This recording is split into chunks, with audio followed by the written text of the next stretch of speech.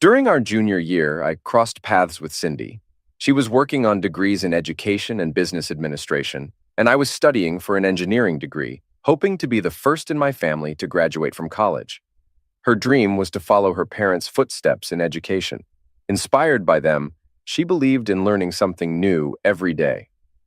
This philosophy resonated with me, as my parents, who ran a small farm, also emphasized the importance of learning and self-sufficiency.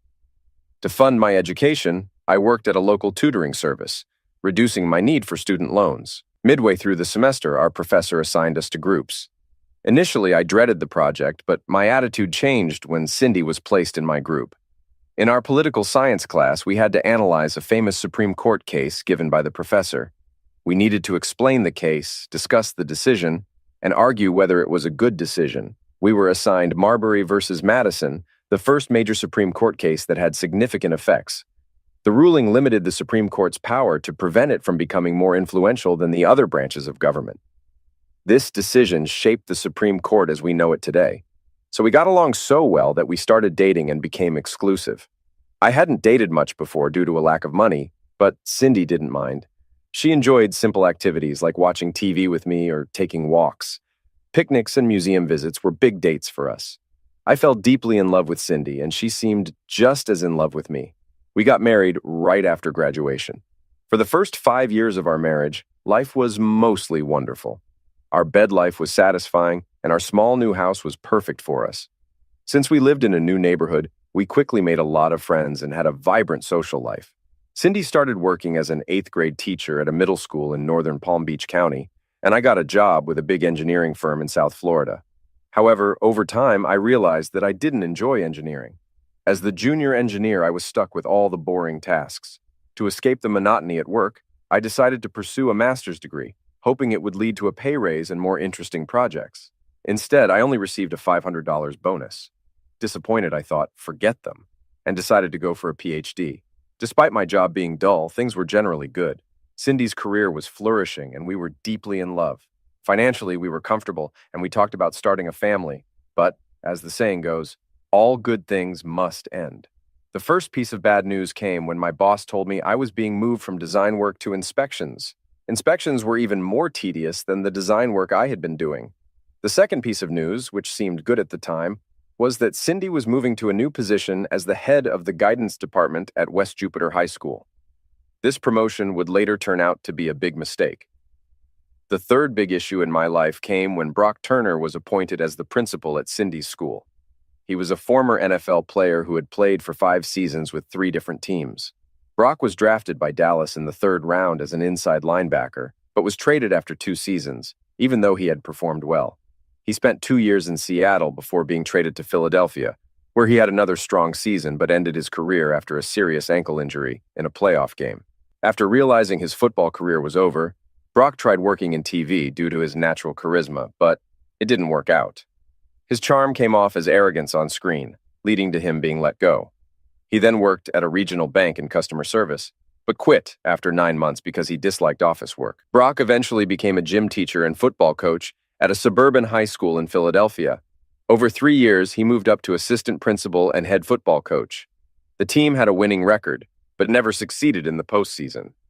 When the principal at Cindy's school retired, Brock applied for the position and got the job. For the first year, I talked about Brock more than Cindy did. I was impressed because he was a former NFL player, but my opinion changed when I met him. I found him to be self-absorbed and arrogant. In contrast, his wife April was charming, smart, and a bit shy. She was also stunning, like a smaller, more beautiful version of Whitney Houston. I couldn't understand why she was with Brock, but most of the school staff, including Cindy, were fascinated by him. I tried to hint to Cindy that her boss was a womanizer, but she just laughed and said I was jealous. I decided to be honest. Yes, I admit I'm a bit jealous. He's taller and more fit than I am, plus he was a pro football player. Cindy hugged me and said, "You don't need to be jealous. He's only a few inches taller and you're in great shape yourself. So what if he played football? I chose you." Her reassurance calmed me and we moved on. Even though I felt uneasy around Brock, Cindy kept dragging me to every school event, where we always ended up sitting with Brock and his wife, April.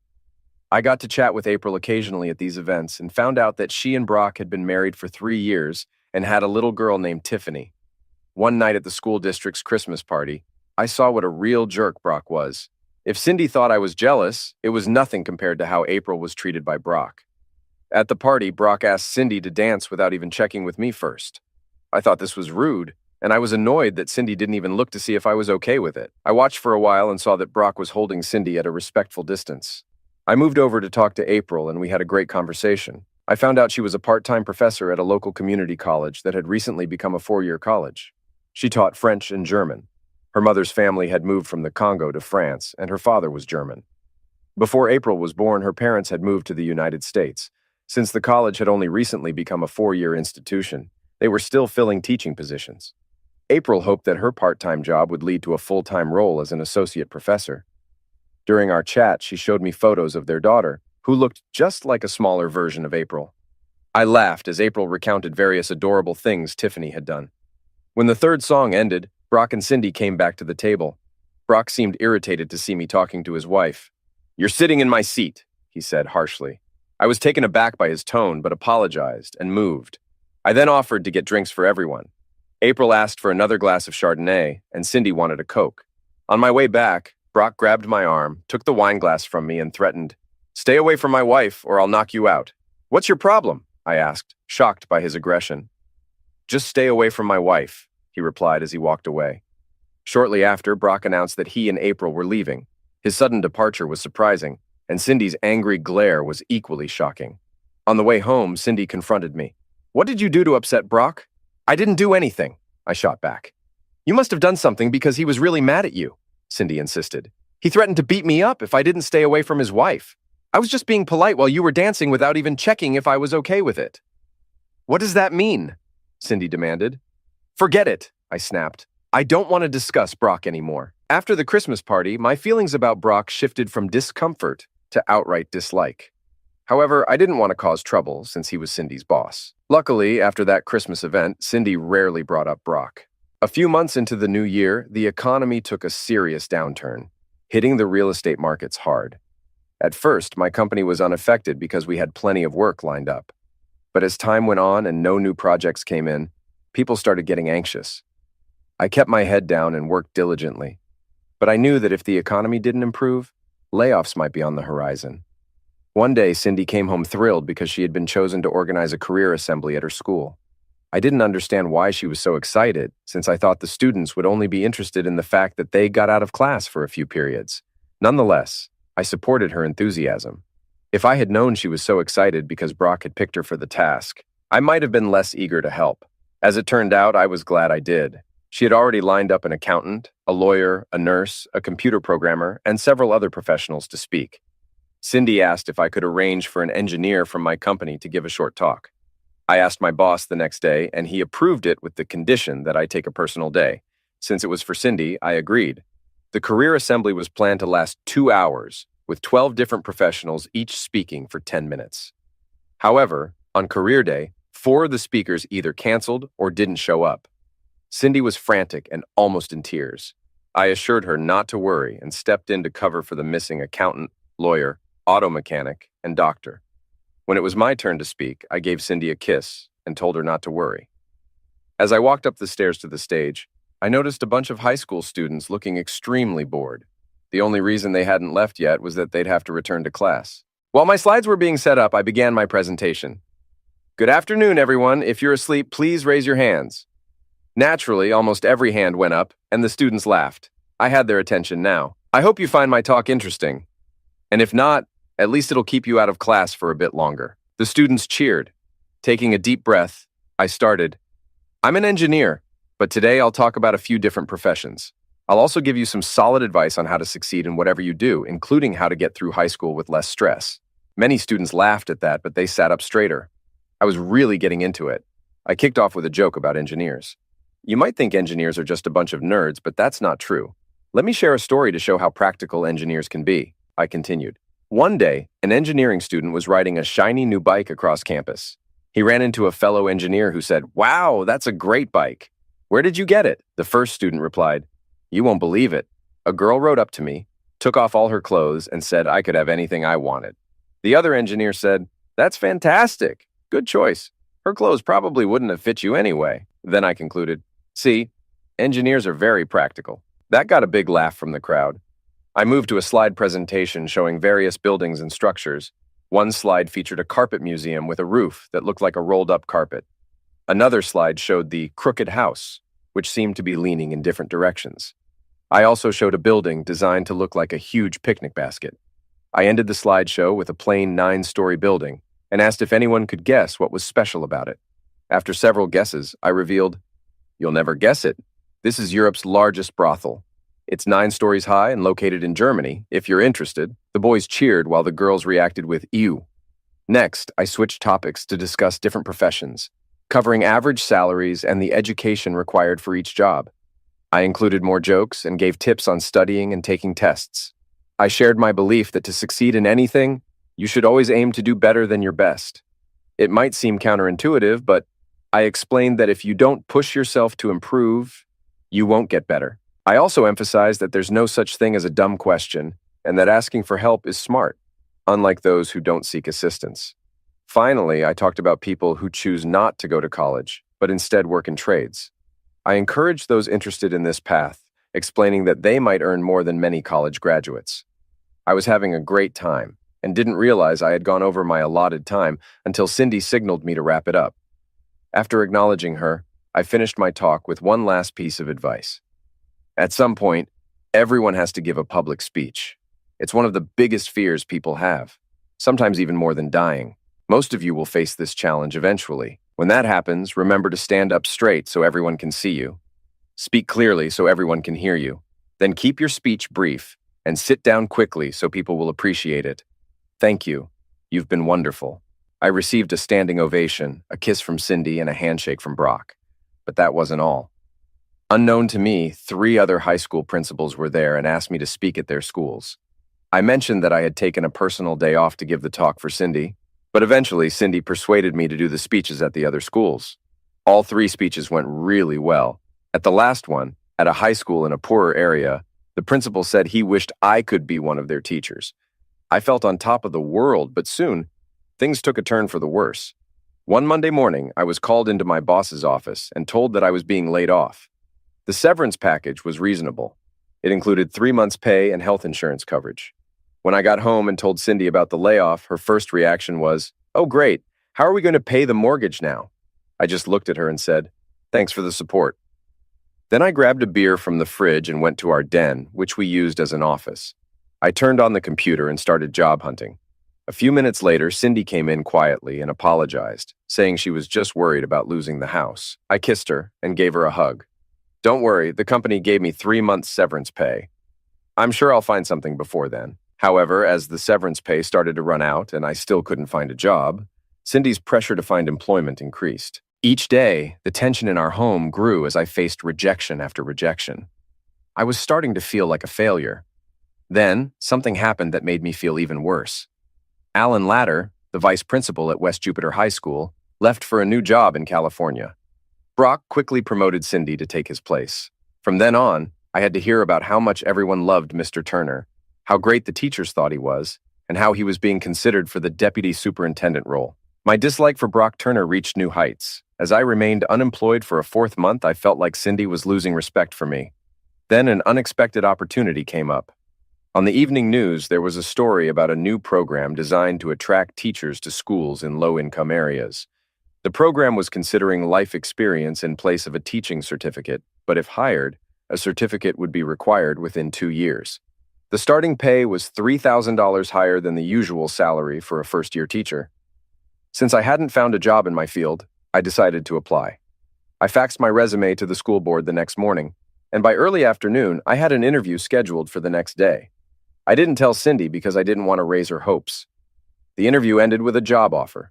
I didn't realize it at the time, but as soon as my resume appeared on the HR computer screen, they did a quick search on my name. They found a video of one of my career talks, which fast-tracked my hiring process. They offered me a position at Riviera High School, the lowest-ranked school in the county, located in Riviera Beach. Despite the fancy-sounding name, the area has been struggling for years. Riviera High School had the worst scores of all the high schools in the county, with only 6% of students being college-ready after graduation. Nonetheless, I accepted the job to teach math and science. When Cindy came home that night, I eagerly shared the news about my new job, expecting her to be happy and supportive. Instead, she looked horrified and said she didn't want me to take the job because it was too dangerous.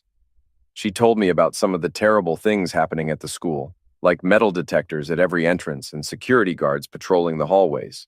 Last year, 3 teachers were attacked, and 1 was stabbed. Cindy also reminded me that I had no teaching experience and didn't think I'd last a week. After talking to several people and hearing even more alarming stories, I was very nervous on my first day. The school's appearance didn't help. The building was old and poorly maintained. There was graffiti on the front of the school and even more inside. Students ran through the hallways like they owned them, and there were guards stationed everywhere, including outside the bathrooms. I had many ideas for my lessons, but I decided to hold off and observe the environment first. Instead of diving into my lesson plan, I used math and science games. These games were fun and simple, and without the students knowing, they were actually teaching them some of the material they needed to learn for the end-of-year tests. The new principal at the school, Ben Carlson, was very no-nonsense. Being a tall, 240-pound black man who didn't put up with any nonsense made him a great choice for the job. The students quickly learned it was a bad idea to cross him. He was a strong believer in strict discipline, which I supported. I especially liked his approach of removing all gang members from regular classes and placing them in a separate class with rotating teachers and 3 security guards. Any gang members who misbehaved were given 1 warning and then expelled. By the 3rd week, the most troublesome gang members were either expelled or had left on their own. It may sound tough, but some students are beyond help. My wife underestimated my ability to stick with the job. Not only did I get through the first week, but by December, I was thriving. I revamped my lesson plans to include a new set of games, and the students responded really well. Other teachers started using some of my ideas, and they seemed to be working. By the end of the year, Riviera High School had improved from 58th to 51st place academically, and I was nominated for Teacher of the Year. Although I didn't win, being nominated was an honor. I was a bit frustrated that Cindy didn't seem impressed with my work. She kept asking when I would stop wasting time and go back to engineering. I eventually told her that I wasn't going back to engineering because I loved teaching. She wasn't thrilled with my choice, but seemed to accept it. During the Christmas break, I decided to finally pursue the PhD I had put off due to the economic downturn. I wasn't particularly interested in mechanical engineering, but I was very interested in computers, so I chose to go for a PhD in computer engineering. I knew from my last chat with April almost a year ago that she was working on her PhD in comparative studies at Florida Atlantic University, FAU. I looked into the PhD programs at FAU and decided to enroll there for my computer engineering PhD. I spent another year working at Riviera Beach High School, where our academic rankings improved from 51st to 46th place. During that time, the school board promoted Cindy to vice principal at West Jupiter High School. But everything shifted that summer. In the midst of our lives moving forward, I received some good news. Brock was promoted to deputy superintendent, and Cindy was nominated to become the new principal of West Jupiter High School. Although I still didn't trust Brock, I was relieved that his new role meant he would be working at the district headquarters. Cindy wasn't seeing him every day, but she still had to visit the headquarters once a week. I was initially unhappy about this, but I learned it was typical for new principals. I continued taking classes at FAU, which was about a 40-minute drive away. Since April was also working on her PhD there, I suggested we carpool. April liked the idea, but when she mentioned it to Brock, he was furious. He called me right away and threatened to beat me up. I expected he wouldn't approve of the carpooling, but I didn't anticipate such extreme hostility. I was disappointed because I enjoyed talking to April, and carpooling would have made the drive more pleasant. Despite this, April and I often met for coffee during our class breaks. Sometimes others joined us, but often it was just the 2 of us. At first, we only made small talk, but over time we discussed a wide range of topics. Despite Brock's jealousy, April and I became close friends. She even suggested I apply for a job at the new 4-year college. I appreciated the suggestion, but explained that I was being considered for the head guidance position at a new high school. During our coffee chats, I discovered some details about April and Brock. I learned that April had graduated with top honors from Stanford before moving back to her parents' home in Philadelphia. She met Brock at a charity event and didn't like him at first. But Brock was persistent, and eventually, they started dating. It wasn't long before April fell deeply in love with him. From the way Brock made sure to keep other men away from April, it was clear he was totally devoted to her. About a year after their marriage, they had Tiffany. April did mention that Brock didn't spend much time with their daughter and had little patience with her. He had been hoping for a son. You've got to be kidding, I laughed. Tiffany is such a sweet little girl. If Cindy and I have a daughter, I hope she's just like Tiffany. Thank you, April said, giving me a kiss on the cheek. One evening during class, our teacher started feeling ill and had to leave. I could have left about 20 minutes earlier, but I chose to stay and have coffee with April. I was already in the cafeteria when April arrived with some of her classmates. I lifted the cup of coffee I had bought for her, and she came over to where I was sitting while her classmates went to get their own drinks. You didn't have to do that, Todd, she said with a smile. It was no trouble, I smiled back. I had been here for about 15 minutes. When I went back for a second cup, I realized your class would be on break soon, so really it was no big deal. Did your class end early? April asked as she sipped her coffee. Yeah, the teacher got sick. April was quiet for a moment before she said softly, I envy you, Todd. I should be further along with my studies, but Brock hasn't made it easy. Now he's pressuring me to have another baby, hoping for a boy. But if I do that, it'll delay my PhD by years and ruin my chances of becoming an associate professor. So I told him I wouldn't consider having another child until I finish my PhD. He wasn't happy about it. April took her cell phone out of her purse and said quietly, Shoot. Is something wrong? I asked. I need to let Brock know that I have to stay late for a meeting with my advisor, but my phone's dead. Can I use yours? Sure, but do you think that's a good idea? April thought for a moment and then agreed. You're right. No point in making things worse. Amy, can I borrow your phone for a minute? April quickly dialed Brock's number and I heard her say, Shoot again.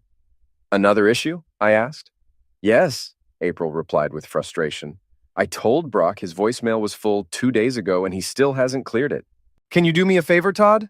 Of course. What do you need? April rummaged through her backpack, found a piece of paper and an envelope and wrote a quick note. She sealed it in the envelope. Can you drop this off at my house on your way home? Won't Brock be upset? Just tell him I tried to reach him, but his voicemail is still full. So I caught you just as you were leaving and asked you to drop off this note. I don't want him coming down here because I'm running late. Even though I wasn't thrilled about delivering the note, I agreed. I figured he wouldn't be too upset since I was just passing along a message from his wife. Still, I couldn't shake the old saying about harming the messenger from my mind and ended up laughing at myself. As I turned onto Turner Street, my unease shifted to confusion when I saw my wife's VW parked in Brock's driveway. I couldn't figure out why Cindy would be at Brock's house at this time of night. I parked on the street, trying to understand why Cindy was there. I tried to think of a reasonable explanation, but nothing came to mind. Feeling uneasy, I decided to check around the house. The lights were on downstairs, and most of the window blinds were up. I quietly moved to the side of the house. Since I had never been to Brock's place before, I didn't know what to expect. The first window I looked through was the living room, the second was the kitchen, and the third was the dining room. When I went around to the back of the house, I noticed that the shades in the fourth room were mostly down. However, 2 shades were partially up, and one window was slightly open. What I saw next shocked me. Brock was sitting completely without clothes in a straight-back chair. He was in the process of putting on a protection. He had a large, about 8 inches long, and fairly thick. Just then, Cindy appeared. I managed to pull out my phone and start recording. Cindy giggled. I can't believe how big it is. The first time I saw it, I didn't think it would fit, but now all I can think about is having you inside me. Brock growled. Come here, and let me put it in you. Cindy moaned and said, I wish you wouldn't use a protection. I want you to finish inside me so I can have a baby for you. I felt sick, but what happened next was even worse. Brock said, Let's go upstairs. We have time for one more before April gets back. That witch asked, When can we be together all the time? Soon, Brock replied. I need to get my finances sorted first. I don't want April to take everything. Cindy laughed and went upstairs with Brock following her. I stumbled back to my car, drove to the nearest parking lot, and broke down crying. I couldn't believe Cindy had betrayed me like this. We had been discussing starting a family, and now she was hoping her lover would get her pregnant. After the initial shock wore off, my anger grew more intense than I'd ever felt before. It was clear that my marriage was over, and the only thing on my mind was how much pain I could cause both of them. I had the video, but I wasn't sure if it would hurt them much if they were truly in love. I was unsure of how to get revenge, But my thoughts of retaliation were soon pushed aside by thoughts of April. Brock had mentioned he was planning to leave his wife with almost nothing, so I needed to warn her. I drove back to FAU as quickly as possible, overwhelmed with rage and tears. Even though I arrived quickly, I worried April might already be gone. I was relieved to see her car among the many parked there. April came out about 10 minutes later, and I met her outside. She immediately noticed how upset I was and looked worried. "Is something wrong?" she asked, clearly concerned. "Has something happened to Brock or Tiffany?" I shook my head. "As far as I know, they're both okay physically, but I have some very painful news to share. Your husband and my wife are having an affair." "That's not funny, Todd," April said sharply. "I know you don't like my husband, but I won't accept you making up stories about him." I wish it weren't true, and I wouldn't believe it myself if I hadn't seen them and recorded it. April dropped her book bag and purse, starting to tremble. I picked up her things and said, "We need to talk. It will be hard to see, but you need to know that this is real and I'm not lying." I led her to the passenger seat of my car, started the video, and handed her my phone. April began crying uncontrollably even before the video was over. I took the phone back and knelt down to be at her eye level. "I know this is all happening so suddenly," I said sympathetically, "and you haven't had time to process it. But I've already decided to divorce Cindy. From what Brock said in the video, he's planning to hide his money before divorcing you." "I didn't catch that," April said, looking puzzled. So I played the video again. After seeing it a second time, April was no longer in shock. She was livid. I had heard rumors about Brock before and during our marriage, but I didn't believe them. "But if he thinks he can run off with your wife and leave me with nothing, he's in for a surprise." April realized what she had said and apologized. "I'm sorry for calling your wife that. Don't worry about it. You're just speaking the truth." After making sure April was okay to drive home and sending her a copy of the video of Cindy and Brock, I went home. When I got home, Cindy was either already asleep or pretending to be. I didn't care which.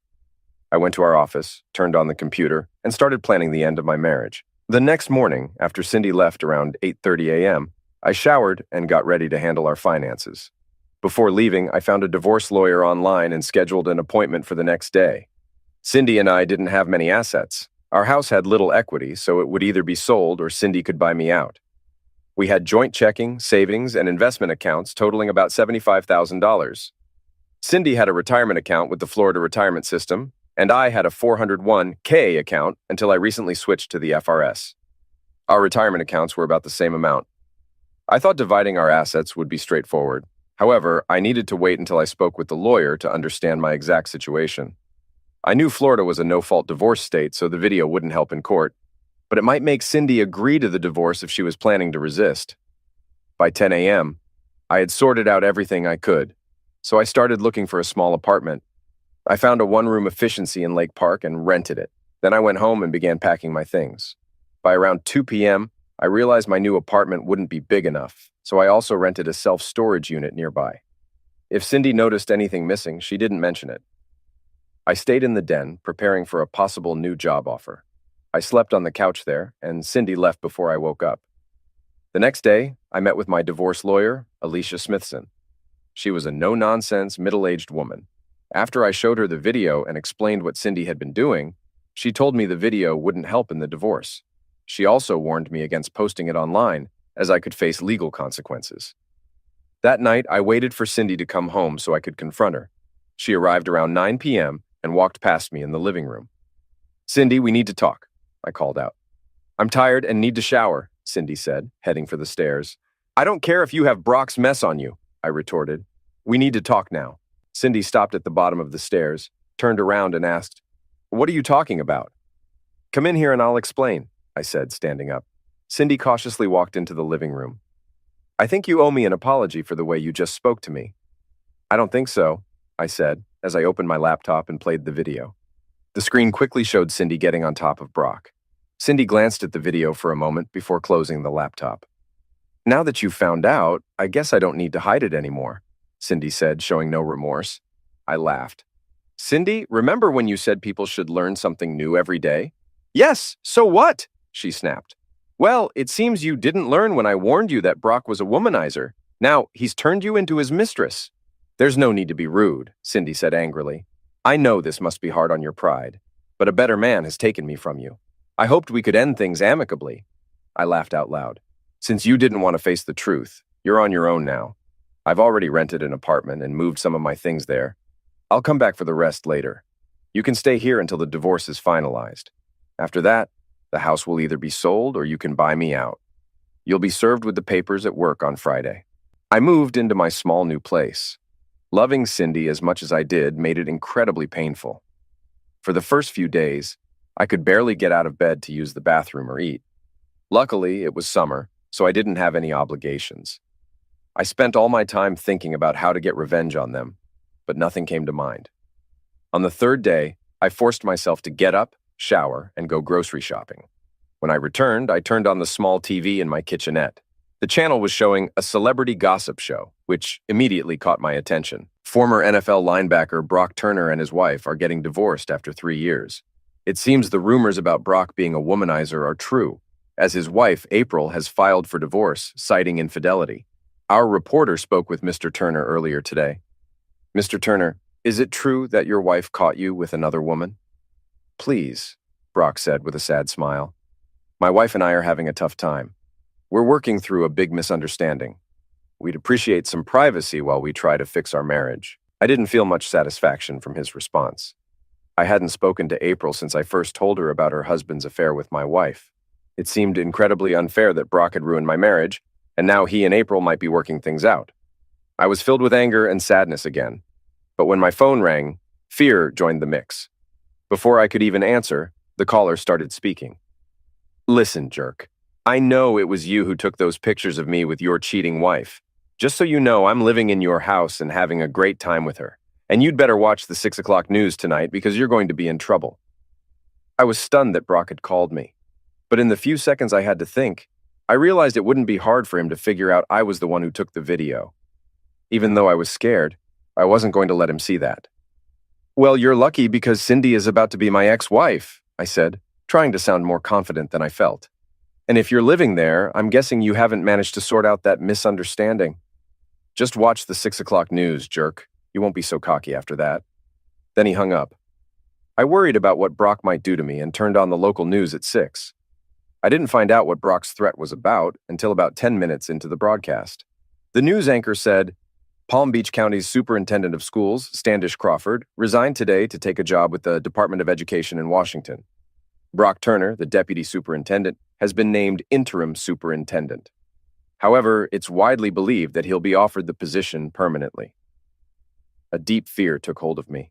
Now I understood what Brock meant when he said my life was in trouble. Since he was the superintendent and I was just a teacher, he was my boss. Brock could make my job unbearable or even frame me for something to cover up his own mess. I needed to get out from under his control. At first, I thought about quitting and going back to engineering, but the economy was just starting to recover, and I needed a steady income to support myself and pay for my divorce lawyer. Cindy's lawyer was making ridiculous demands.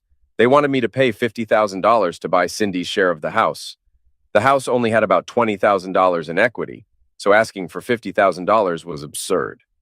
Cindy also wanted me to drop the adultery claim and accused me of hiding money, demanding that I pay for a forensic accountant to look into our finances.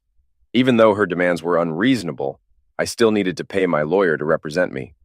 Feeling a bit anxious, I remembered that April had mentioned the college where she worked was looking for adjunct instructors. I quickly called their human resources department to ask about it. They told me to apply online. To cut a long story short, after reviewing my credentials, they hired me to teach algebra, pre-calculus, and calculus. I got a 1-year contract that paid about 80% of what I earned as a high school teacher. I found teaching at the college level much more fulfilling than high school teaching. In high school, I was always trying to come up with new ways to keep students engaged. But in college, most students genuinely wanted to learn. And if I made the material interesting, they were excited. 2 weeks into the job, I ran into April in the cafeteria. She seemed just as happy to see me as I was to see her. We had lunch together and caught up on each other's lives. April told me that Brock was fighting the divorce and dragging it out. He had even asked for sole custody of Tiffany. But the video of him with my wife while he was supposed to be caring for his daughter convinced the judge that he wasn't fit to have full custody. Still, according to April, the divorce was dragging on forever. I explained that my own divorce had taken longer than I expected, but it finally seemed to be wrapping up. I can't believe I fell for all of Brock's lies. April said as she pushed her half-finished sandwich away. I heard the rumors, but Brock has a way of making everything he says sound so convincing. He must be a smooth talker because he managed to convince my wife to cheat, I said sadly. Cindy always said people should learn something new every day. That's one lesson I could have done without. I'm so sorry this happened to you, Todd, April said, taking my hand. You're one of the nicest people I've ever met. After that first lunch, April and I started having lunch together almost every day and often met for afternoon coffee. This led to dinners and other outings. I was developing feelings for April, but I didn't want to risk ruining our friendship. Still, I wanted more. So when the circus came to town, I decided to ask her out. The circus is in town this weekend, I mentioned one day at lunch. I was planning to take Tiffany, but she can be a lot to handle, April said with a sigh. She's still confused about why her dad doesn't want to see her. He told me that if I went through with the divorce, he'd pay child support but wouldn't be involved with Tiffany. I hope you don't mind me saying this, but Brock is a complete jerk, I said with a hint of anger, but then smiled. Anyway, if you'd like to go to the circus, I'm sure between us we can manage a 4-year-old. The day at the circus was fantastic. Besides the circus, there was also a small fair going on. By the end of the day, April was holding one of my hands, and Tiffany was holding onto the other. Tiffany was also hugging a stuffed unicorn I'd won for her. When we got to their house, I walked them to the door and tried to kiss April on the cheek, but she pulled me in and kissed me on the lips. I wrapped my arms around her and kissed her back. As we pulled away, I felt Tiffany tugging on my pants. I want a kiss too, Tiffany said, reaching her free arm towards me. I picked her up and kissed her on both cheeks. Thank you for letting me come with you and your mommy, and thank you for being such a good girl today. Tiffany smiled widely at the compliment, and just as I was about to put her down, April asked, Would you like to stay for dinner? It's nothing fancy. I was just going to make Tiffany's favorite, pagettis. I love pagettis, I said, lifting Tiffany back onto my hip. And I'd love to have dinner with you two lovely ladies. Tiffany did a pretty good job of keeping the tomato sauce mostly on her face and hands. I laughed each time she slurped another strand of spaghetti. While April cleaned Tiffany's face, I cleaned her hands. At one point, Tiffany grabbed my hand and placed it next to hers, then asked, Why is my skin dark and yours isn't? I glanced at April, who looked amused, then answered, Because it makes you and your mommy much prettier than me. You're silly, Tiffany giggled. Boys aren't pretty, they're handsome. Do you think I'm handsome? Yes, and Mommy thinks so too. All right, young lady, that's enough, April said quickly. It's time for your bath and bedtime story. After her bath, Tiffany asked if I'd read her a story, and I happily agreed. I ended up reading her 2 stories, using different voices for all the characters. Tiffany loved it, but wouldn't settle down until I kissed her goodnight. After Tiffany fell asleep, April and I sat on the couch, sipping wine and chatting about teaching. Suddenly, April set her glass down, took mine from me, and placed it aside. Then she leaned in and gave me a passionate kiss. I was amazed that this beautiful woman was kissing me. As I often thought to myself, she was one of the most stunning women I had ever seen. We need to move this to my bedroom, she said. April whispered, Please be gentle. Brock was so big that it sometimes hurt. So I eased myself inside her slowly until I was fully in. Oh God, that feels amazing, April said loudly. You fit perfectly. After that night, April and I grew very close, but we decided not to live together until our divorces were finalized. My divorce was settled first, and I was relieved when the final court date arrived. I was in the courtroom when Cindy walked in with Brock. Cindy gave me a smug smile while clinging to Brock's arm. He smirked at me the whole time, especially after he kissed her before sitting down. I had asked April to stay away because I suspected Brock would be there. The divorce proceedings were uneventful. The judge just asked if both lawyers were satisfied, and when they said yes, he hit the gavel, and it was over. April's divorce took nearly 3 more months to finalize. During that time, April and I both completed our PhDs. Shortly after, April landed a job as an associate professor. I didn't get a professorship, but I was offered a 2-year teaching contract, which was unusual since the college had only offered 1-year contracts before. This was because my classes were so popular that each now had a waiting list. I also agreed to teach an extra pre-calculus class due to the high number of students wanting to enroll. I was now earning about 25% more than I did as a high school teacher and was promised an associate professorship in the near future. Things were going better than I expected. But we hit a rough patch when I had to attend a 3-day seminar in Atlanta. The sessions were all day with only brief breaks every hour, and there were group study sessions that often went late into the evening. By the time each day ended, I was exhausted and collapsed into bed, only to start again the next day. I had explained the schedule to April, so she understood. However, Tiffany didn't understand where I had gone or why I hadn't called. When I finally got back, Tiffany practically jumped on me as soon as I walked in. She was crying because I had left her. I tried to explain where I had been, but she didn't calm down until I gave her the pink stuffed dragon. One of her favorite books was Rainbow Dragons, and her favorite dragon in the story was the pink one named Pinky. As soon as I gave her the dragon, she squealed with joy and covered my face with kisses. Once Tiffany had calmed down, we sat down for dinner. Kids say the funniest things. Tiffany looked at me and asked, "Why don't you live here? I want you to be my daddy." "Well," I said, glancing at April, who was smiling, "I'd love to be your daddy, but I'm not sure what your mommy would think about that." April, still smiling, said, "Her mommy would be thrilled if you became Tiffany's daddy. But there's a catch. You'd have to be my husband first." "Really? You'd marry me?" I asked, surprised. "I thought you'd never ask," April replied with a giggle. We had a simple wedding with just a few friends, my dad and April's mom. My mother had passed away when I was 9, and April's dad had died when she was 15. I was as happy as I could be. Even though Cindy left me for a former NFL player, I felt like I'd ended up with the best. Cindy might have been with someone famous, but I was now married to the most beautiful woman I knew, and she came with a wonderful little daughter, whom I loved as if she were my own. Throughout the divorce, Brock kept bothering April, showing how badly he wanted her back. He would alternate between begging and making subtle threats. However, he never did anything that could get him in legal trouble. He was still living with Cindy, and from what I heard, she was very happy. I almost felt sorry for her, knowing that eventually Brock would reveal his true self. When Cindy betrayed me, I was heartbroken and furious. I was so focused on getting revenge on both of them that it consumed my thoughts. But as I started to build a relationship with April, my anger faded, and the desire for revenge disappeared. Yet, it seemed that fate had a plan for me to get my revenge anyway. Soon after we got married, April and I decided to sell our house and buy a new one closer to the college. We decided to handle the sale ourselves and got a buyer quickly. However, since Brock's name was still on the deed, he needed to sign the sale contract. April called him, and at first he was happy to hear from her, but his attitude quickly changed from happy to nasty. When April told him she wanted to sell the house to move closer to the college, he refused to sign. He was being his usual jerk self. April was ready for this and reminded Brock that their divorce agreement required him to buy her out if he didn't want to sell. This made him very angry, and he hung up on her.